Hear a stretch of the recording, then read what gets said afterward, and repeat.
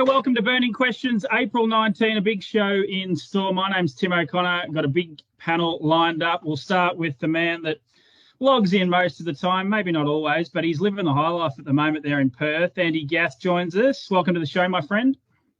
Good to join you, and it's good to see the poor weather back home in Melbourne while I'm enjoying the sun over here in Perth. Yeah, well, we might throw straight to the man that's, look, he's not too far from me there in Sunbury. Rickie Alchin, great to have you on the show, mate. Hey, Tim, how are you? How you going, Andy and Nate? Good to have you on. Who we got in the background there? What horse? The horse? Yep. Luxa Turner. Well, perfect. We'll get to her very shortly. Nathan Jack joins us as well. Nate, thanks for jumping on, mate. And you've just taken us to another part of your trophy cabinet in the house there. Oh, this is down at the stables, this one, actually, Tim. Thanks for having me. Good stuff. Let's get right into it. We'll focus on the big meeting at Melton on Saturday night, the Nutrien Equine Classic finals, 8 in store, and we'll also touch on the Nullarbor tonight over in Western Australia. The first of our sponsors is Pride's Easy Feed. They stand as a proud supporter of the harness racing industry with their set recipes and quality ingredients to give the trainer confidence in what they're feeding. So make the switch to Pride's and start getting the result you've been chasing. The first question, Rickie's star filly has been a little off the boil, but if she's right, was the $1.30 a spoil? We'll hold you till last, Rickie. Might go to you, Andy. She was $1.30 when I wrote this question. She's now not, but the question still stands. She does come in with a couple of question marks before Rickie sheds a bit of light. What are your thoughts? If she's right here, she just wins, doesn't she? Yeah, obviously, she probably hasn't come back quite as good as Rickie probably has hoped for. Her first runs were still quite good, but yeah, she was pretty disappointing at Young last start. But I'm not sure who's capable of beating her, even if she's not quite at her best. Obviously, Rickie will be able to tell you more later. But yeah, she's a quality filly, and we all saw what she done last season. And you think she's probably going to find the top and be too good for him. The Sun on the Moon, Andy, that's grown legs since it left your stable. Yeah, I know. They just keep getting better and better. Nathan, you're not involved in this race, but Luxa Turner, she could probably get this done 75%, couldn't she? I thought I was driving the one, so I am pretty involved. But you are, actually. Yeah. You are. I take that back. Start again. Go. Sorry. Yeah, look, she's a quality filly, and like Andy said, she probably hasn't come back to what we've seen her that she can show. Rickie might think she has, and know others know more than us, but she's a quality filly, and I think she'd probably win this with 2 legs in the air, really. Like, I don't think there's much in it that can beat her, whether she's half right or not. But, she's a great filly and probably the easiest race she's going to get. Maybe you won't be involved in the finish, is maybe what I should have said, but you can certainly run a place, Nath, can't you? Well, I'm hoping to be involved in the finish as well. Right, I might just edit that out later on. Hey, Rick, Luxa Turner, I spoke to you briefly on the phone the other day. I'll let you speak for her, but you basically said that you wouldn't be bringing her down here if she wasn't right. Yeah, look, obviously we're on the back foot. Her first up run at Bathurst, I was happy with. Obviously, she did get a soft lead, but she sprinted a good quarter and won the heat. And in the final, she was only beaten 6 metres, and I think they went 26-3 the first quarter, and she came from the second line and led. But I wasn't happy with how she pulled up that night. She did pull up a bit distressed and had a very elevated heart. So we actually took her home and pulled a few bloods and did a few tests on her, and she seemed quite normal.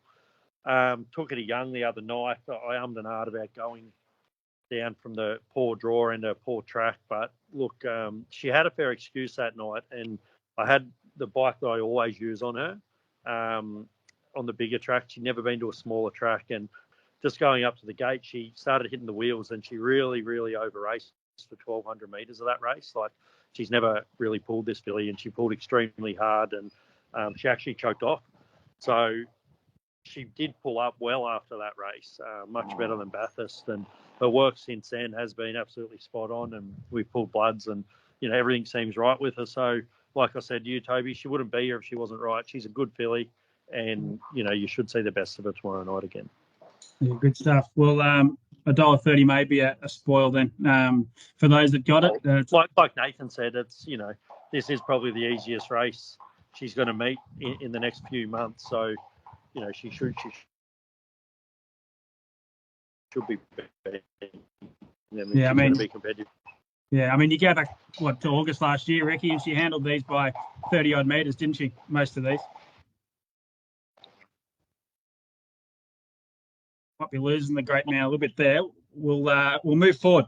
We'll move forward here. Combining the power of results and horse sectionals with Sulky app, you now have access to gate speed, swooper, ability, and behaviour ratings. Never miss a trainer, driver, or gear change again. Sulky app is a form guide revolution. The juvenile pacing boys battle is one for the ages. So who do we expect to lead the news pages? We talk about race. We talk about race 6 on the card, the second leg of the quaddie. Nathan, you are involved in this race. It's confidential. I might start with you here. These young, these looks to be 4 or 5 really good horses here. I can't wait for this race. In my mind, certainly the highlight on the card. How do you see it all playing out? You're going to need a little bit of luck outside back row draw, but you've got a very, very nice horse on your hands. Yeah, I'm going to need a lot of luck, Tim, I think. It's going to be a tricky race the way the draws have panned out for everyone. I think the highlight reel will probably work his way to the front eventually. And then I'd say there'll be a couple on the move. I'd say Grant will be on the move and Greg will probably go in front of him. So it's going to be hard for anything out the back to get into it. But it's going to be a great race, that's for sure. And I think it'll be a great form race going forward. Yeah. Well, it'll be hard for your fella. He can win with a bit of luck, can't he? Yeah, he's going to need a lot of luck and a lot of things go his way. He's going to need a lot of luck and a lot of the others have bad luck for him to be a winning realistic chance, really. Yeah. Andy, Kate's driving Wazza. I love that name, Wazza. Horse number 8 here. You would have had a good look at these horses over the last couple of weeks. What are your thoughts on this race on Saturday night?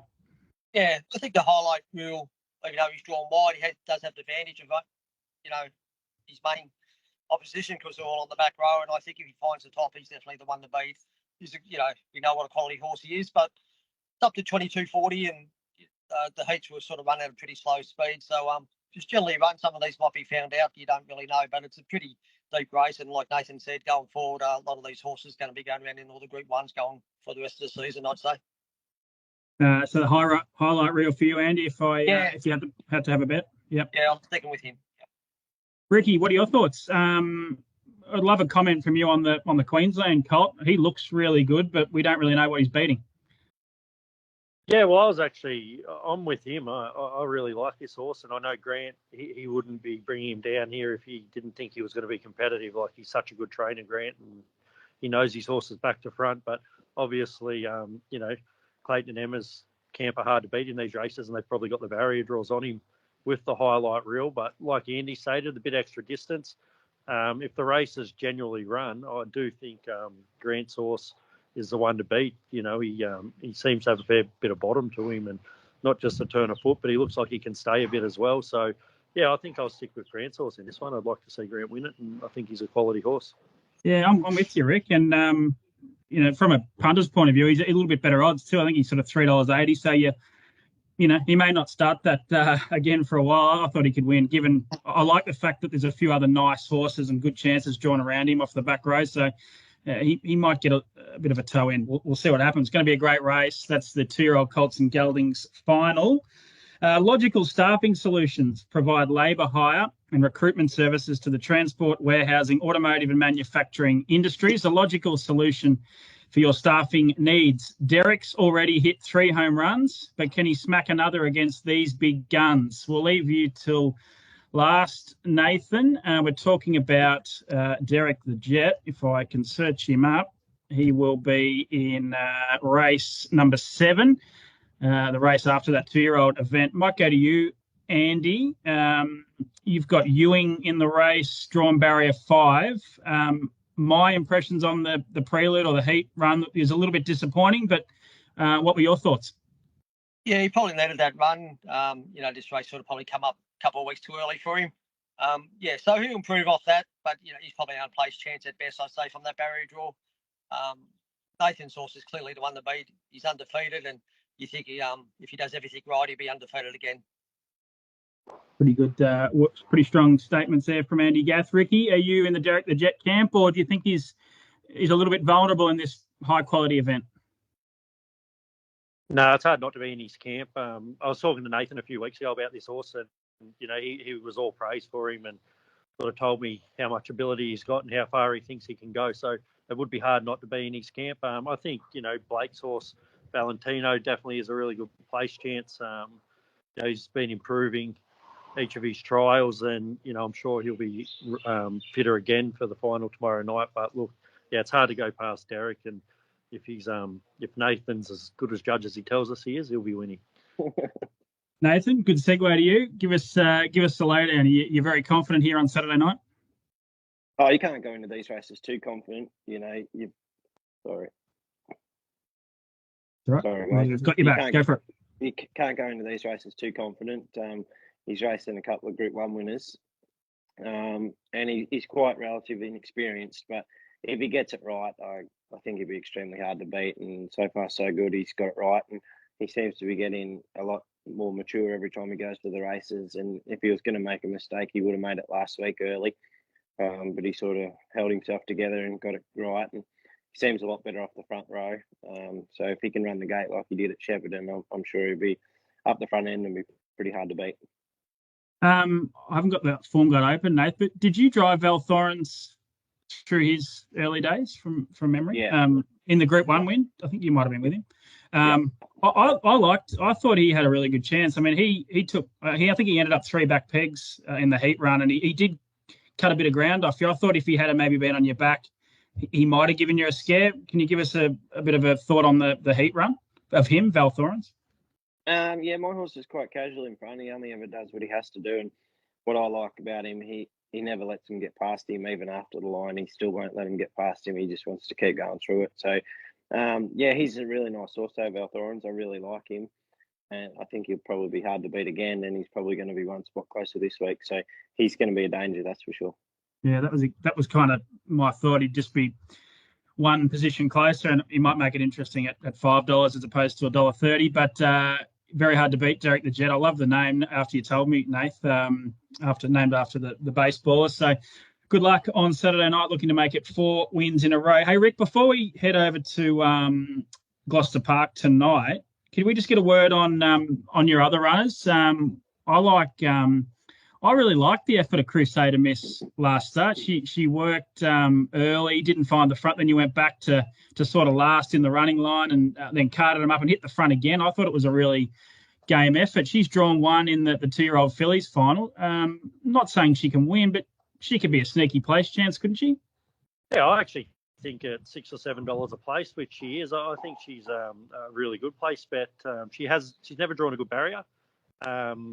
She got knocked down in the Bathurst heat, which she probably wasn't quite ready to be in the final anyway. Like Brad Hewitt's filly was just too good for him, and she wasn't ready to go with her. But her run in the Consolation was good. She come from back, and Amanda's horse ran a really good half. And then her run in the heat the other day was really good, I thought. I was just a bit annoyed that I did go forward. I thought I might have got Amanda's back if I broke them up a little bit, which I didn't. So I was stuck without cover. But, yeah, she's drawn to be on the fence. And, even if she's 3 fence, she will follow speed. And, I hope she's not 3 fence. I hope she's in behind the leader. But I do think she can run a place, this filly. Yeah, good push for her. I think you're right. And race 10. The 2, they're outclassed. Babe Biscay's just too good in that race. Who's for trifecta and first 4 players? Which one should we be putting ahead of the other of your team? Mr. Brilliante, he's obviously drawn 1, but he's off the back of a pretty average maiden win at Bankstown on Monday. Look, he's a horse that's improving, but this is out of his reach. If he runs top 4, I'd be over the moon. And Grayson Red he's in the same boat. Yeah. That's, I don't think Bay of Biscay will get an easier chance at $150,000 race, but good luck there, Rick. We'll move across to the 4th and final question. Tex was good on debut in the West, so can he go a few better in his Nullarbor test? We'll hold you to last, Andy. Might go straight back to you, Rick. The Nullarbor tonight, 8 p.m. local time. Great field, great race, great weekend of racing over there. The Sandgroper last night and the Dogs, the Nullarbor tonight and the Trots, and then the Quokka and the Gallops. It's bit of a bucket list weekend for a racing lover. How do you see that the Nullarbor tonight, Catch a Wave, drawn barrier 4? Have you got any thoughts at all? I thought he was really good last week. The barrier draw, I don't know what Andy's thoughts are on it, probably makes it a little bit trickier with, Jason's horse, Hot and Treacherous, and Spirit of St. Louis drawn inside him, but I don't actually know how quick Hot and Treacherous is out. I've sort of thought he's got out quicker from a wider barrier at Menangle, more so than in close. So, being in close on a half-mile track, maybe they will get across him from out wide early, and they're pretty confident, obviously, to hold up on Spirit of St. Louis, so I've read. So, maybe Andy's horse might be able to get across and with a bit of cover there early, and I'm sure he won't be out of it. Once again, Andy's a very good trainer and wouldn't have taken him that far if he didn't think he was right and ready. Yeah. He has been staying at the casino, Rick, all expenses paid. So there probably is another little reason behind that. No, I know what you're saying, mate. And I'm just jealous I'm not there, Toby. Yeah, me too. Hey, Nathan, what are your thoughts? Going to be a great race. I won't even try to read too much into it. Don't know these horses well enough. The track's difficult. It's going to be an exciting race. We know that. Can Catch a Wave win it? Yeah, he can win it. He's a great horse. I think he's the class runner of the field. They're all talking tough about the tactics early, which is interesting. I don't think they'll buzz Hot and Treacherous off the gate that quick. They tried to do that at Newcastle and he jumped out of his gear. So I think they'll be pretty cautious early. I think there'll be a few moves though. At Perth racing cycle, it's usually pretty good to watch. So I think it'll be a genuine run race, and I think Andy's horse is the one to beat. Yeah. I don't know. Did you boys see the hype package that they put together at Gloucester Park with some of the highlights on Facebook the other day? Yeah, I've seen it. I thought it was unreal. There's one line in there that I loved. 3 laps of the park, turn left, don't concede. I thought that was a great line. Andy, I think you said that got a few goosebumps on the back of the neck. It must be exciting to be a part of this race, first of all. Yeah, no, it's been great over here. And as you said, with the trilogy, with the whole 3 codes sort of going 3 days in a row, it's been fantastic. And we had a function Wednesday with all the 3 codes. So, weather's been fantastic. The horse is in great order. I couldn't be any happier with him. He's come through that.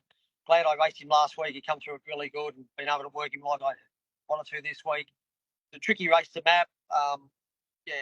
I think that it's a false favourite in my mind, Hot and Treacherous. I think he's a little bit overrated to what I've seen he can do. And as Nathan said, you can't really push him off the arm. He can go a little bit rough. But we probably won't get too involved early. I don't think. With only one horse off the back line, I think Kate can just sort of slide in, get a position. And I think that's his best chance of winning is probably. And pretty aggressive drivers over here. They like to keep the tempo on, except for last week. It was the slowest race they've ever been since I've been for the last 10 years. I reckon it went about 63 in the middle half, but that doesn't matter. We're there for experience. So looking forward to it. There's no doubt he can win. So can another 6 or 7 horses. But I'm sure if things go right, he's in the zone to be able to win the race. So that's for those that didn't tune in last week, Andy. I think you mentioned that he was a little slow to, acclimatise to Western Australia, and you're very, as you've said before, you're rapt that the Nullarbor wasn't last week because he just probably wasn't quite right, and you couldn't get the work into him that you wanted to. No, he was really zonked from the trip. Actually, didn't quite as good for about 2 or 3 days. So we forego a fast work we did. We thought, okay, we won't do that. We'll just sort of sit him around and hope that he, got through it good, which he did. So, but since that race, he's been eating everything. I couldn't be any happier with him. We know how hard it's going to be. It's one of the hardest places to win in Australia and WA. Drivers don't give you an inch. It's very difficult, but I'm sure I've got the horse that's good enough to win. Yeah. Good luck, mate. And you'll hang around one more week for the Fremantle Cup. Yeah, and hopefully I can find another race for him after that. And never come home. Good luck. All the Victorians will be cheering for you there tonight. So what's that, 8 o'clock here, Andy? 8 o'clock there, 10 o'clock here for the Victorians? Yeah, you'll just be on to your 10th beer by then. Well, I'm going to break. I'm going the trots tonight, so you possibly might be right. Let's move on to the best bets. Rickie, I don't know if I told you about a best bet, but this is part of the show, and this is where you make your name. It's the Sharps Bakery in Birchip best bet segment. fantastic bakery and home of Australia's best vanilla slice. I might leave you to last, Rick. Andy's pretty good at these best bets, generally speaking. I reckon, well, I can remember it just. I'd had a few beers last Saturday night, Andy, but Tweedledee got me out of a little hole for yourself and Geordie Leadham. What have you got for the punters this week? Yeah, I'm going to go with one of mine, but I'm going to go 1x4. I think My Little Bow. I think she's quite a nice filly and probably going a little bit sort of. She was over the odds. She was $34. I think she's trimmed up a little bit now, and she's sort of sat outside Miss Australiana and wasn't too far away from her. And even though she's got an inside draw on the fence, so I think if things go her way, there's no doubt she's a winning hope. But definitely a really good place hope. Well, if Ricky kicks up and holds the lead, you're a really good chance there. Nathan, your best bet. Derek the Jet's a touch short, but are you going to go that way? No, I'm not going to go that way. It's a bit too short. I want to go Kinvara Kate. I think she's a really good filly. Quite disappointing first up, but I think you'll find she'll be much sharper this week. Yeah, good stuff. I know you've got good wraps on her. Race 9, number 6, Kinvara Kate. But purely based off that one run, how do you turn the tables on Kian Kirky? Well, it was sitting on my back. It's not going to be on my back. It's probably going to be giving me 10 lengths and having a lot of traffic, baby trotters. I'm going to have to rely on a bit of luck as well from out there and have to do a bit of work. But it's probably going to be 20 metres off me at some stage, or 30 metres off me instead of 2 or 3 metres off me. Yeah, good point. Race 9, number 6 for Nathan. Ricky, what are you doing? I'm feeling like it's a place bet here, maybe Crusader. Yeah, I do think she's big place odds. I don't think she should be $7 a place. Just from the barrier draw, there's far from the worst horse in it, and her work at home has been better than ever. And yeah, I think she's a good place bet at those odds. Okay, so race 5, number 1, a place for you, Rick, is the best bet. That's my best bet. Super. Maybe 50 cents a win, just in case. You never know. Thanks for jumping on, Rick. Really appreciate it. Thanks, Nathan. You're always very kind, jumping on and giving us some time. And Andy, same to you. Good luck, everybody, tonight and tomorrow. That's been Burning Questions here on April 19. Tune into trotsvision.com.au on Saturday night for all the Nutrien Equine Classic coverage. I'll be back next Friday with another edition of Burning Questions.